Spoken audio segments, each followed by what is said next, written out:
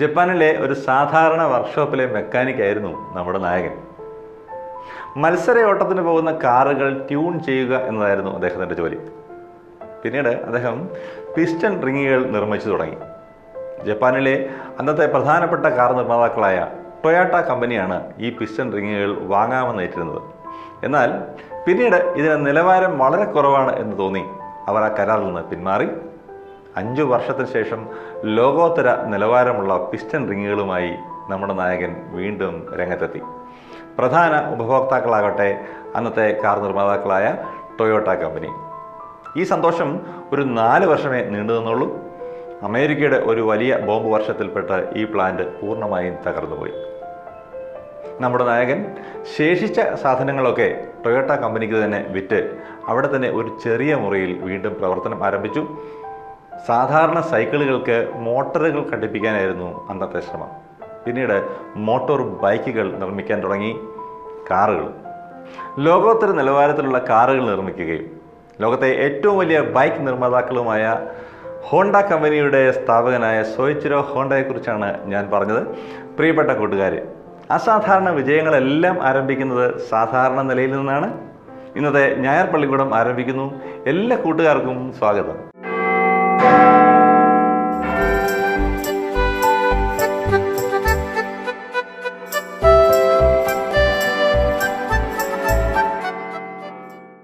വലിയ വലിയ ലക്ഷ്യങ്ങളും ആഗ്രഹങ്ങളും ഒക്കെ മനസ്സിലുള്ളവരാണ് നമ്മളെല്ലാം. ദിശാബോധത്തോടെയുള്ള പ്രവർത്തനം, ശ്രദ്ധയോടെയുള്ള ചുവടുവയ്പ്, കഠിനാധ്വാനം ഇതെല്ലാം കൂടിച്ചേരുമ്പോഴാണ് നാം വലിയ വലിയ ലക്ഷ്യങ്ങളിലേക്ക് എത്തിച്ചേരുന്നത്. നമ്മുടെ പ്രിയപ്പെട്ട തിരുമേനിയപ്പച്ചൻ്റെ സന്ദേശത്തിലേക്ക്. അന്ത്യം എന്തെന്ന് ആദ്യമേ അറിഞ്ഞിരിക്കണം. ഓരോ ചുവടും മുമ്പോട്ട്. പിതാവിൻ്റെയും പുത്രൻ്റെയും പരിശുദ്ധാത്മാവിൻ്റെ നാമത്തിൽ തനിക്ക് സ്തുതി. ഓറിയന്റേഷൻ. ഓറിയന്റേഷൻ എന്ന ഇംഗ്ലീഷ് പദം എനിക്ക് വളരെ ആകർഷണീയമാണ്. ഓറിയന്റ് എന്ന് പറഞ്ഞാൽ കിഴക്ക് എന്നാണ് അർത്ഥം. അതിൻ്റെ വിപരീതം ഓക്സിഡന്റ് എന്നാണ്, അത് പടിഞ്ഞാറ്. ഓറിയന്റേഷൻ എന്ന് പറഞ്ഞാൽ അതിൻ്റെ അർത്ഥം കിഴക്കോട്ടുള്ള നീക്കം എന്നല്ലേ. കിഴക്ക് സൂര്യൻ ഉദിക്കുന്നു. സൂര്യൻ ഉദിക്കുമ്പോൾ വെളിച്ചം പകരുന്നു. നാം വെളിച്ചത്തിനെ അഭിമുഖീകരിച്ച് നീങ്ങുകയായി. എന്നാൽ പുറംതിരിഞ്ഞു നിന്നാലോ നമ്മളുടെ നിഴൽ മാത്രമേ കാണുന്നുള്ളൂ. വിപരീത ദിശയിലേക്കാവും നാം പോകുന്നത്. സൂര്യനെ അഭിമുഖീകരിച്ചുകൊണ്ടാണെങ്കിൽ പ്രകാശമാനമാവും നമ്മളുടെ ജീവിതം. നീതിസൂര്യനായ യേശുവിനെ ലക്ഷ്യമാക്കിക്കൊണ്ട് നമുക്ക് നീങ്ങാം. അപ്പോൾ ദീപ്തമായി തീരും, പ്രകാശമാനമായി തീരും, വെളിച്ചം നിറഞ്ഞതായി തീരും നമ്മളുടെ ജീവിതം എന്നും അർത്ഥം. ഓറിയന്റേഷൻ നമ്മൾ സാധാരണ കേൾക്കുന്നുണ്ട്. ഓറിയന്റേഷൻ ക്ലാസ്സാണ്. ഒരു പഠനം ആരംഭിക്കുന്നതിന് മുമ്പ് ഒരു പ്രൊഫഷണൽ കോഴ്സ്, ഫോർ എക്സാമ്പിൾ, ഉദാഹരണമായി തൊഴിൽ അധിഷ്ഠിതമായ ഒരു ഉന്നത വിദ്യാഭ്യാസം, മിക്ക കോഴ്സുകൾക്കും മുമ്പായി, ആരംഭിക്കുന്നതിന് മുമ്പായി ഓറിയന്റേഷൻ ക്ലാസ്സുകൾ സംഘടിപ്പിക്കാറുണ്ട്. അതായത് നാം പഠിക്കാൻ പോകുന്ന വളരെ ബൃഹത്തായ വിശാലമായ ഒരു വിഷയത്തിലേക്ക് ഉള്ള ഒരു പ്രവേശനമാണ്. an initiation into that subject. അതിലേക്കുള്ള ഉപനയനമാണ്, ഉൾപ്രവേശനമാണ് ഈ ഓറിയന്റേഷൻ ക്ലാസ്സുകൾ എന്ന് പറയുന്നത്. എന്താണ് ഇതിൽ നിന്ന് നമ്മൾ ഉദ്ദേശിക്കുന്നത്? നമ്മൾ എന്തെങ്കിലും ഒരു കാര്യത്തിലേക്ക് പ്രവേശിക്കുന്നതിന് മുമ്പ് അതേ സംബന്ധിച്ചുള്ള ഒരു പഠനവും അതേ സംബന്ധിച്ചുള്ള വിശദാംശങ്ങളെ പറ്റിയുള്ള ഒരു ലഘു വിവരണവും നമ്മളുടെ മനസ്സിൽ ഉറച്ചിരിക്കണം എന്നാണ്. തീർച്ചയായിട്ടും നമ്മളുടെ ദിശാബോധത്തിന് ഈ ഒരു എക്സർസൈസ് വഴിയായി ഒരു വ്യക്തതയുണ്ടാവും. നമ്മുടെ മനസ്സിൽ തന്നെ വ്യക്തതയുണ്ടാവും. അതനുസരിച്ച് നമുക്ക് മുമ്പോട്ട് പോകുവാൻ കഴിയും. The success of your mission depends on your vision. നമുക്കൊരു ദർശനം വേണം. എന്തിലേക്കാണ്, എന്തിനായാണ് നമ്മൾ പരിശ്രമിക്കുന്നത്? അങ്ങനെ വരുമ്പോൾ നമ്മളുടെ മിഷൻ സക്സസ്ഫുൾ ആകുന്നു. The success of your mission depends on your vision എന്ന് നമുക്ക് ആവർത്തിച്ച് നമ്മളുടെ മനസ്സിൽ ഉറപ്പിക്കാം. ദർശനം നന്നെങ്കിൽ നിങ്ങളുടെ നിയോഗവും വിജയപൂർണമായിരിക്കും എന്ന് സാരം. മൂന്നാമതായി, ഇതേ സംബന്ധിച്ച് നമ്മളുടെ മനസ്സിൽ വയ്ക്കേണ്ടത്, നമ്മളൊരു യാത്രയിലാണ്. ജീവിതം തന്നെ ഒരു യാത്രയാണ്. ഈ വർഷാരംഭം വീണ്ടും നമ്മൾ യാത്ര തുടരുകയാണ് എന്നൊക്കെ നമ്മൾ ആദ്യമേ തന്നെ സൂചിപ്പിച്ചല്ലോ. ഒരു കാര്യം ഓർത്തിരിക്കണം, 1000 കിലോമീറ്ററുകളുടെ യാത്രയും ആരംഭിക്കുന്നത് ഒരേ ഒരു ചുവടിലാണ്. Even 1000 kilometers of a journey begins in a single step എന്ന പ്രസിദ്ധമായ ഒരു പ്രസ്താവമുണ്ട്. അത് നമ്മൾ ഓർത്തിരിക്കണം. നമ്മൾ വയ്ക്കുന്ന ഒരു സുപ്രധാനമായ ചുവടുവയ്പ് നമ്മളുടെ ജീവിതത്തിൻ്റെ ഗതിയെ തന്നെ നിയന്ത്രിക്കുന്നു. നമ്മൾ എവിടേക്കാണ് പോകുന്നത് ആദ്യത്തെ ചുവടുവയ്പിൽ അറിയാം. അത് മുമ്പോട്ടെങ്കിൽ, ലക്ഷ്യസ്ഥാനത്ത് എത്തിച്ചേരുന്നതിന് പര്യാപ്തമെങ്കിൽ ആ ഓട്ടം, ആ നീക്കം, ആ പരിശ്രമം തീർച്ചയായും വിജയത്തിലെത്തും എന്നുള്ളതിന് സംശയമൊന്നുമില്ലല്ലോ. വെൽ ബിഗൺ ഹാഫ് ഡൺ എന്ന് ഇംഗ്ലീഷിൽ പറയും. നന്നായി തുടങ്ങി എങ്കിൽ പകുതി പൂർണ്ണമായി കഴിഞ്ഞു എന്ന് സാരം. നന്നായ തുടക്കം പകുതി ജോലി തീർത്തതിന് തുല്യം എന്നുള്ളത് എത്ര കണ്ട് ശരിയാണ്. അതുകൊണ്ട് ചുവടുവയ്പ്പുകൾ വളരെ പ്രധാനമാണ്. നമ്മൾ വയ്ക്കുന്ന ഓരോ ചുവടും ദൃഢനിശ്ചയത്തോടെ, ദിശാബോധത്തോടെ, ലക്ഷ്യസ്ഥാനം വ്യക്തമായി മനസ്സിൽ കണ്ടുകൊണ്ട് ആദ്യത്തെ ചുവടുവയ്പ്പിൽ തന്നെ അങ്ങനെ മുമ്പോട്ട് പോകുവാൻ നമുക്ക് കഴിയേണ്ടതുണ്ട്. ഇതോടെ അനുബന്ധിച്ച് ഒരു കാര്യവും കൂടെ നിങ്ങളുടെ ശ്രദ്ധയിൽ കൊണ്ടുവരുന്നു. യാത്ര അയപ്പ് യോഗത്തിൽ സംബന്ധിക്കുമ്പോൾ സാറ വളരെ പ്രചോദിതയായി. മേരിയെ സംബന്ധിച്ച് നല്ല വാക്കുകളാണ് അവിടെ കേട്ടത്. മേരിയെ സംബന്ധിച്ച് അവൾ കേൾക്കുകയായിരുന്നു, കഠിനമായ അധ്വാനശീലമുള്ള ഒരു വനിതയായിരുന്നു മേരി. രണ്ടാമത്, അവൾ സത്സ്വഭാവിയായിരുന്നു മേരി. മൂന്നാമത്, അവൾ എല്ലാവർക്കും ഒരു നല്ല സ്നേഹിതയും നല്ല സഹപ്രവർത്തകയുമായിരുന്നു. ഇത് കേട്ടപ്പോൾ സാറയ്ക്ക് വളരെ സന്തോഷമായി. ഇതുപോലെ ആവണം എനിക്കും എന്നവൾക്ക് തോന്നി. പക്ഷെ അങ്ങനെ സാറയ്ക്കും അങ്ങനെ ഒരു നല്ല യാത്രയായപ്പോൾ അവൾ പഠനം കഴിഞ്ഞ് ജോലിയിലായി. ആ സന്ദർഭത്തിലോ അവൾ 10ാം ക്ലാസ്സോ 12ാം ക്ലാസ്സോ ഡിഗ്രിയോ കഴിഞ്ഞൊരു യാത്രയായപ്പോൾ സമ്മേളനത്തിൽ സംബന്ധിക്കുമ്പോൾ അവളെ സംബന്ധിച്ച് ഒരു നല്ല വാക്ക് മറ്റുള്ളവർ പറയുന്നത് കേൾക്കണം എന്നൊക്കെ അവൾ സ്വപ്നം കണ്ടു. അങ്ങനെയെങ്കിലോ you need to work hard, you need to be of good character and you need to be a good friend and a good coworker. തീർച്ചയായിട്ടും ഇതെല്ലാം വളരെ പ്രധാനമാണ്. ഈ വർഷാരംഭം തീർച്ചയായും നമ്മൾ ഈ ദൃശ്യമായ ചില കാര്യങ്ങൾ നമ്മളുടെ മനസ്സിൽ ശക്തമായി ഉറപ്പിക്കേണ്ടതുണ്ട്. അത് വ്യക്തമായി നമ്മളുടെ മനസ്സിൽ തെളിഞ്ഞുകൊണ്ട് ഓരോ ചുവടും ശ്രദ്ധയോടെ വെച്ച് നമുക്ക് മുമ്പോട്ട് പോകാം. നിങ്ങൾ കഠിനാധ്വാനമുള്ളവരെന്ന് കേൾക്കുവാൻ, നന്നായി അധ്വാനിക്കുന്നവർ, നിങ്ങളുടെ വാക്കും നിങ്ങളുടെ പെരുമാറ്റവും നിങ്ങളുടെ പ്രവർത്തനങ്ങളും എല്ലാം അങ്ങനെ സത്സ്വഭാവി എന്ന സാക്ഷ്യം ലഭിക്കുവാൻ, അങ്ങനെ നിങ്ങൾക്ക് ജീവിതം വിജയകരമാക്കി തീർക്കുവാൻ സാധിക്കേണ്ടതുണ്ട്. ഈ വർഷാവസാനം നമുക്ക് തന്നെ ഒരു സ്വയം വിലയിരുത്തൽ നടത്തുമ്പോൾ അത് നന്നായി എന്ന് നമുക്ക് തന്നെ അഭിമാനിക്കുവാൻ കഴിയും വിധം ആരംഭത്തിൽ തന്നെ ഈ അവസാനത്തിൽ എന്തായിരിക്കണം നമ്മൾ നേടിയെടുക്കേണ്ടത് എന്നുള്ളത് സംബന്ധിച്ച് വ്യക്തമായ ബോധ്യം നമുക്ക് ആദ്യമേ തന്നെ നമ്മളുടെ മനസ്സിൽ ഉറപ്പിക്കാം. അന്ത്യം എന്തെന്ന് ആദ്യമേ തന്നെ അറിഞ്ഞ് നമ്മളുടെ മനസ്സിൽ ഉറപ്പിച്ചുകൊണ്ട് ശ്രദ്ധയോടെ ഓരോ ചുവടും മുമ്പോട്ട് വെച്ച് പോകാം.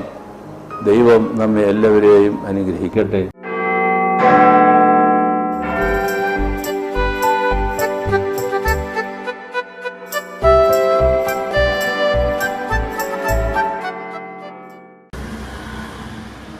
ആധാർ കാർഡും 2 പാസ്പോർട്ട് സൈസ് ഫോട്ടോയും കൊടുക്കണം കേട്ടോ. സിബി പറയും. 7558880049. അത് ജിയോട്ടാ. വേഗം ചെയ്യില്ലേ? ഇപ്പൊ തന്നെ ചെയ്യാട്ടോ. എന്നാ ശരി. ഓക്കെ.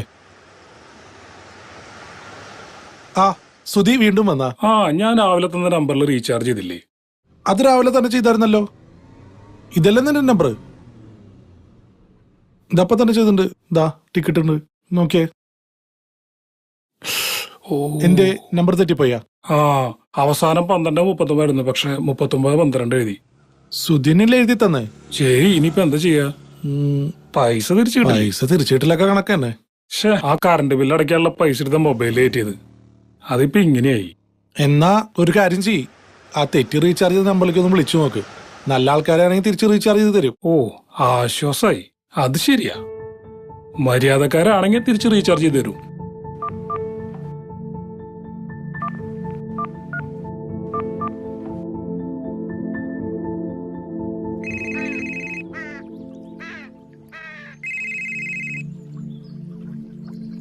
ഉമ്മ ഫോൺ അടിക്കണേ.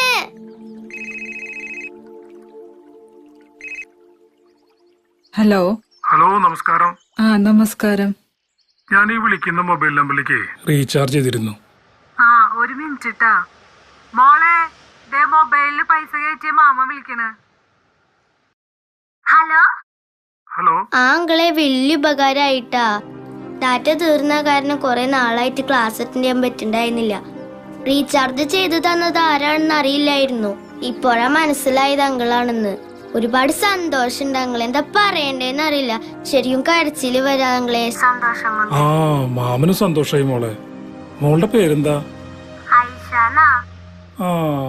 ഐഷാടെ ഉപ്പ മൊബൈലിൽ റീചാർജും ചെയ്ത് തരില്ലേ? ഇല്ല വാപ്പച്ചി, ഇല്ല.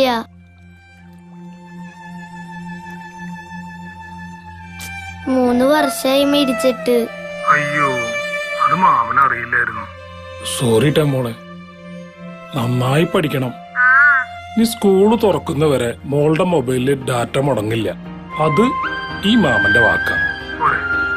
അയ്യോ, അത്രയ്ക്കൊന്നും വേണ്ട. എനിക്ക് അങ്കിൾ ആരാണെന്ന് അറിയില്ലല്ലോ. അത്യാവശ്യ ഘട്ടങ്ങളിൽ സഹായിക്കാനേ മനുഷ്യന്മാര് തമ്മിൽ അറിയണമെന്നില്ല മോളെ. എന്നാ ശരി, മോള് വെച്ചോ. ശരിക്കും ഇപ്പോഴാണ് ഒരു ആശ്വാസമായത്. എന്റെ മനസ്സൊന്ന് തെളിഞ്ഞു. കയ്യിൽ ഒരുപാട് പൈസ വന്നിട്ട് മറ്റുള്ളവരെ സഹായിക്കാന്ന് വെച്ചാൽ ഒന്നും നടക്കൂല. ഉള്ളോണ്ട് ചെയ്യാം, അത്ര തന്നെ. ഗ്രാൻഡായി സുധി, നിന്നെ സമ്മതിച്ചു. നന്നായി, നല്ല കാര്യം.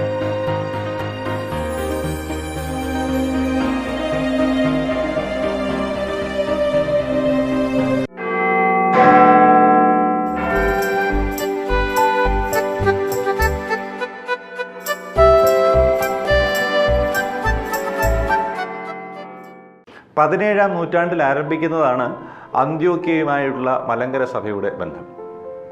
അന്ത്യോക്യൻ മെത്രാപ്പൊലീത്തമാർ പടിപടിയായി ആധിപത്യം സ്ഥാപിക്കാൻ ശ്രമിക്കുന്നു. മലങ്കര മെത്രാപ്പൊലീത്ത സ്ഥാനം കൈയടക്കാൻ ശ്രമിക്കുന്നു. പള്ളികൾ പിടിച്ചെടുക്കുന്നു. എതിർക്കുന്നവരെ മുടക്കുന്നു. മലങ്കര ഓർത്തഡോക്സ് സഭയുടെ സഹന ചരിത്രത്തിലൂടെ പഠനം തുടരുന്നു. മലങ്കരിയിലേക്ക് 17-ാം നൂറ്റാണ്ടിൽ അന്ത്യോക്യൻ മെത്രാന്മാർ വന്നത് ഏതെങ്കിലും മുൻകാല ബന്ധങ്ങളുടെ പിന്തുടർച്ച ആയിരുന്നോ? ആദ്യകാല അന്ത്യോക്യൻ മെത്രാന്മാർ മലങ്കര സഭയെ പാശ്ചാത്യ സുറിയാനിവത്കരിക്കാൻ ശ്രമിച്ചു. അതിൽ അവർ വിജയിച്ചു. മാർത്തോമ മെത്രാന്മാരുടെ നേതൃത്വത്തിൽ ഉള്ള മലങ്കര സഭാഭരണം എപ്രകാരമായിരുന്നു? മാർത്തോമ ആറാമൻ മാർ ദിവനാസ്യോസ് എന്ന പേര് സ്വീകരിച്ചത് എന്തുകൊണ്ട്? അദ്ദേഹത്തിന് മലങ്കര സഭാ ഐക്യത്തിൽ എന്ത് പങ്കാണ് ഉണ്ടായിരുന്നത്? അന്ത്യോക്യൻ മെത്രാൻമാർ മലങ്കരയിൽ ആധിപത്യം ഉറപ്പിക്കുവാൻ ശ്രമിച്ചു. മാർത്തോമ ഒന്നാമന്റെ സ്ഥാനസാധുതയെ സംബന്ധിച്ചുണ്ടായ വിവാദം മലങ്കര സഭയെ വിഷമാവസ്ഥയിലാക്കി. സഹായ അഭ്യർത്ഥനയുമായി പേർഷ്യ, അന്ത്യോക്യ, അലക്സാന്ദ്രിയ എന്നിവിടങ്ങളിലേക്ക് കത്തുകൾ അയച്ചു. പ്രതികരണമുണ്ടായത് അന്ത്യോക്യയിൽ നിന്ന് മാത്രമാണ്. യെരുശലേമിൽ നിന്ന് മാർ ഗ്രിഗോറിയോസ് അബ്ദുൽ ജലീൽ 1665 മലങ്കരയിലെത്തി. മലങ്കരയിലേക്ക് വന്ന ആദ്യ അന്ത്യോക്യൻ മെത്രാനാണ് അദ്ദേഹം എന്ന് പറയപ്പെടുന്നു.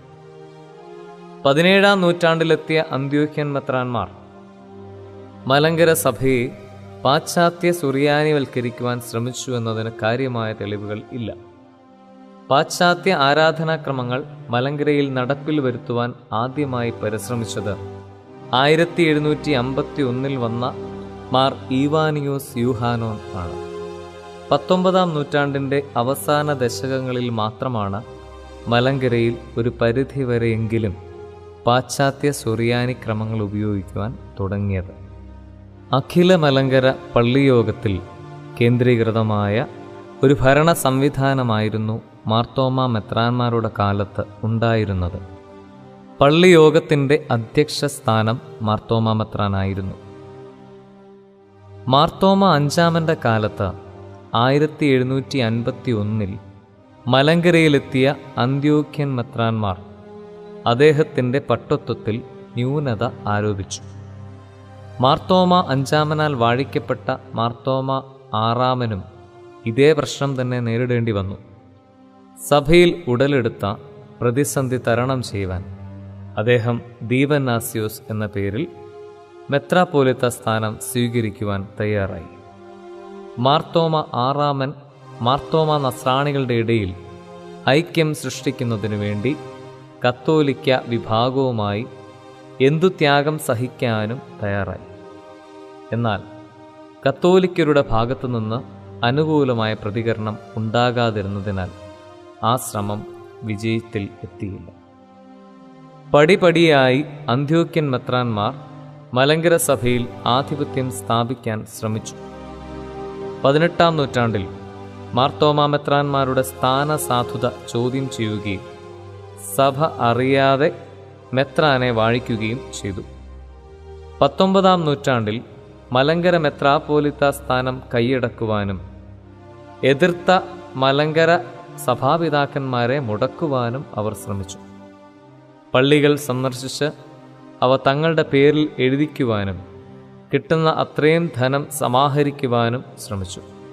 1889 റോയൽ കോടതി വിധി അനുസരിച്ച് പാത്രിയർക്കീസിന് മലങ്കരയിൽ ഭൗതിക അധികാരം ഇല്ല എന്ന ഉത്തരവിനെതിരെയുള്ള പാത്രിയർക്കീസിൻ്റെ പ്രതികരണം അദ്ദേഹത്തിൻ്റെ അധികാര പ്രമത്തതയെയാണ് പ്രകടമാക്കുന്നത്.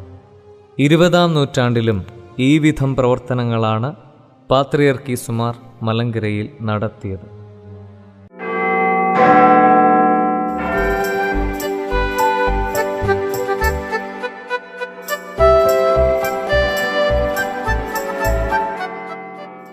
ചോദ്യം ഉത്തരം.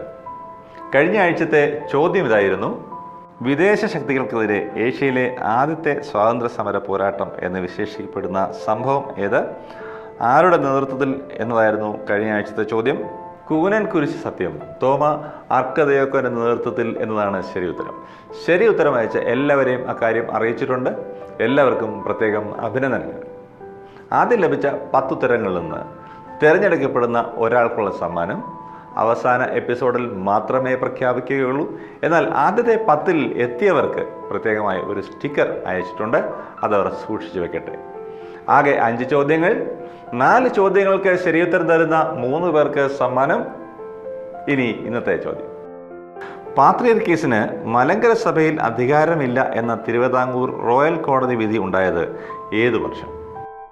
ഉത്തരങ്ങൾ വാട്സപ്പ് മെസ്സേജായോ ഇമെയിലായോ അയക്കാവുന്നതാണ്. നിങ്ങളുടെ ഉത്തരങ്ങൾ 2021 ജനുവരി 12 വൈകിട്ട് 5 മണിക്ക് മുമ്പായി ലഭിക്കണം. എത്രയും പെട്ടെന്ന് ഉത്തരങ്ങൾ അയയ്ക്കുക. ശരി ഉത്തരം അയക്കുന്നവരിൽ ആദ്യത്തെ 10 പേരിൽ ഒരാൾക്ക് പ്രത്യേകം സമ്മാനമുണ്ട്.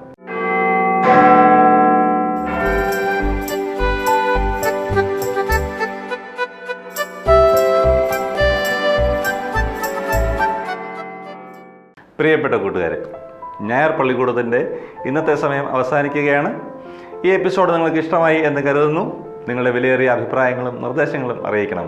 കൂട്ടുകാർക്ക് പ്രോഗ്രാം ഷെയർ ചെയ്യണം. അടുത്ത ആഴ്ച കാണാൻ ആഗ്രഹിച്ചുകൊണ്ട് സന്തോഷങ്ങൾ ഇന്ന് ബൈ പറയുന്നു. എല്ലാവരെയും ദൈവം അനുഗ്രഹിക്കട്ടെ.